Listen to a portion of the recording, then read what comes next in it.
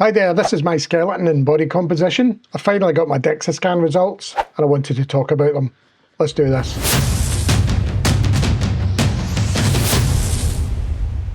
Hi, I'm Gordon. I'm at my desk because I wanted to go through my DEXA scan and summary report that came with it and talk you through what it basically amounts to.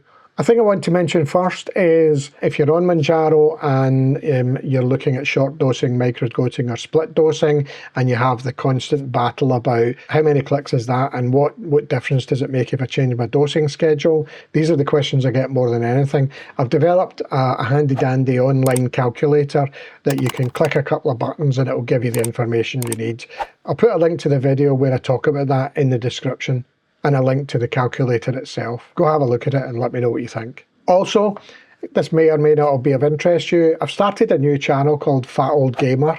I got myself a big beefy Mac studio, and whilst I don't consider myself a gamer, Cyberpunk 2077 has dropped, and I had the notion that I would start a gaming channel where I'm going to live stream me playing Cyberpunk. So if that kind of thing is of interest to you, I'll put a link to the channel in the description. You can pop over to that and subscribe. I haven't done any live streams yet. I'm setting stuff up. I've got a busy couple of weeks and I'll be starting to do it in a couple of weeks.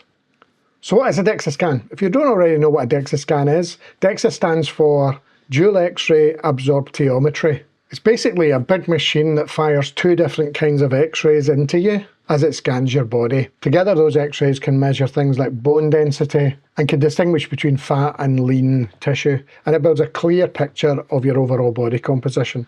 Because of how it works and how accurate it is, it's considered the gold standard in body composition measurement. So why did I get one? If you've been watching my channel, you'll know that in the last 8 months I've lost almost 100 pounds or 45 kilos thanks to Mounjaro. I've lost 14 inches around my waist and I feel like a completely different person. Insert a photograph of me now standing beside me 8 months ago. So yeah, totally different person. But I got the DEXA scan for two reasons. There's a lot of worry mongering around taking Mounjaro, particularly in the area of affecting your bone density or causing muscle mass loss instead of fat loss. And I wanted to check out for myself where I was. I also wanted to know if it was time to stop focusing on losing weight or whether I still have too much visceral fat. And if you don't know, that's the dangerous kind. That's the fat that surrounds your organs, not the kind you can pinch. So in terms of how much fat you have, you can't always tell by just pinching. So one indicator is the waist to height ratio, and mine is still high, and based on the fact I don't have that much to pinch, it suggests a fairly high level of visceral fat. The DEXA scan was relatively easy to book. I just googled it. Unfortunately, you kind of have to go private, and there's only one place in Scotland that provides it, and it's not cheap, £250. I could have got it cheaper by going to London, but that would have added overall cost. So, because I really need to know where I stand, I was willing to pay the money for it. So, let's cut to me going for the scan. So I just arrived at Lanarkshire Private Clinic for my DEXA scan, and I'm just about to go in. I'm a wee bit early, so I don't know whether I'll be able to film in there, but I'll ask and I'll see if I can film the procedure. But in the meantime, let's go in.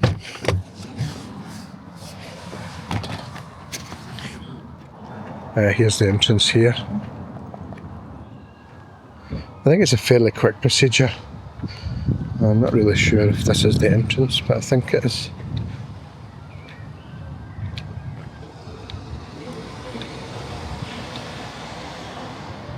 Yeah, this looks like the place.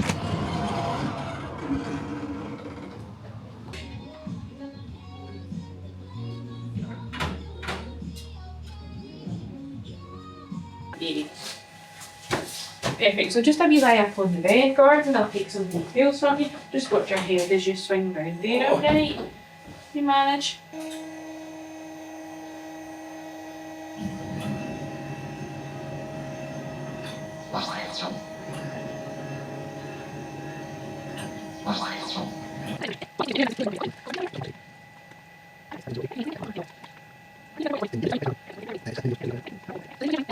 Let's just get all finished, alright?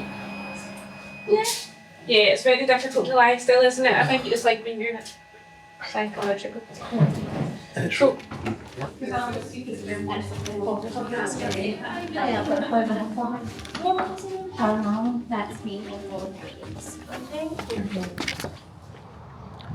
So that's me done. That was painless. I didn't want to film inside the place before I got confirmation she was okay to film, so obviously I managed to film the scan, and unfortunately the report goes to their doctor, who will put a report together and get back to me, and I know that he's not in this week, so could be a week or two, so I look forward to seeing what the results are. You'll see them in a second. So I want to give you a bit more information on this weight to height ratio. It's a simple way of looking at your fat ratio by focusing on the fat you have around your belly. It's basically your waist divided by your height. And here is the scale from high risk to healthy. When I started Mounjaro, my ratio was 0.75, which is way into the high risk. 8 months on, it's now at 0.55. Which is an absolute stellar change and is way better, but it's still in the increased risk zone, and I really want it to be in the healthy zone. So to get into that healthy range, which is below 0.49, I need to lose about another 5 inches off my belly. So I still have a fair way to go. And as I say, because I can't pinch that much, which is measuring the subcutaneous fat, I know I don't have 5 inches of subcutaneous fat to lose, which means I do have a fair amount of visceral fat to lose. So let's get into the report. So as I say, this was a picture, and this is the bone density report. And if you look what it gives you, it's measuring the major parts of your body, and it gives you something called a T-score. I don't really know what the T-score is, but what is of interest is this chart here, which shows for my age, I'm not only in the healthy zone, I'm on the upper end of the healthy zone, which is fantastic news for me. And that gives me a significantly lower risk of fracture. So that's good. And then when I look at my body composition, there's all sorts of numbers here I'm not going to go into. And you can see it's looking at individual arms, legs. It's basically scanning everything. So I don't want to do that. I want to look at the summary report. So looking at the summary report, you can see my ratio of fat to lean to bone. We look at the summary report. It gives me a BMR, or base metabolic rate, of 1930 calories. That's actually better than I thought. And if you see here, it says basal metabolic rate typically accounts for 60 to 80% of total energy expenditure in sedentary individuals. So when I look at my target calories, I always put in sedentary and add calories on days I'm working out. But if we take the best case of it being 80%, then it means that my maintenance calories could be as high as 2,400 calories, which is good, because it means that my target calories of 1,500 a day is a really, really good deficit to be going for. So my plan is carry on going for that deficit in the meantime. So then if I look at my total fat percentage is 23.2%. This is a measure of it's a direct measure of what percentage of my weight which is fat, and if you look at this general body fat percentages. Average is considered 18 to 24% for men. So I'm in the average, but I'm on the high end of average, which I'm not happy with. Now, obviously, I don't think I'll ever get to athletic, but I would like to think I can get into fitness, the fitness category. So my target is to get down below 18% of body fat. Now that 23% is now, it's not about looks, it's about the fact that there's a significantly lower risk of cardiovascular disease. So based on the fact that I'm 100 kilos, these percentages kind of do equate just to kilos. So if I want to get from 23 to 17, what that basically says I need to lose another 6 or 7 kilos of fat. So that's my target over the next 3 months, losing 6 or 7 kilos of fat. So another interesting measure is the android-gynoid percentage fat ratio. Again, I'm not a master, I don't necessarily understand exactly what it's doing, but it's comparing the fat around your waist to the fat around your hips. And mine is 1.12, and it says that for men, over 1 is too high. So I need to get that down below 1. And again, because I don't have that much belly fat to pinch, it's a good indication of an excess of visceral fat. Talking about that, there is a measure of visceral fat, I don't understand why it's centimetre squares, but it's 83.2. And again, what it says is under 100 is considered normal for both men and women, but under 80 is more likely to be optimal. So I am suboptimal. So looking at my lean body mass, there's no straightforward measure of muscle in your body because I guess it can't tell the difference between muscle and organs, etc. But mine is 73%. But what's more interest is my lean mass index, which is showing you how much of my body is made up of lean tissue, which is mostly muscle, but also includes organs and water. But compared to my height, and what it says is low is considered 14.5, so at 22.7 I'm way into the healthy range. And because it measures the actual amount in your arms and legs, when I look at my lean mass in my arms and legs, I have a total of 32.2 kilograms of muscle. So that's almost as heavy as some people I know. So that's a big percentage. And if you look at the low muscle mass cut-offs, under 20 kilograms is considered low. So I'm 150% of that. So at 32 kilograms of muscle in my arms and legs, I feel good about that. And I think probably that's more to do with my arms, which is more to do with climbing. So again, it's a good indicator though.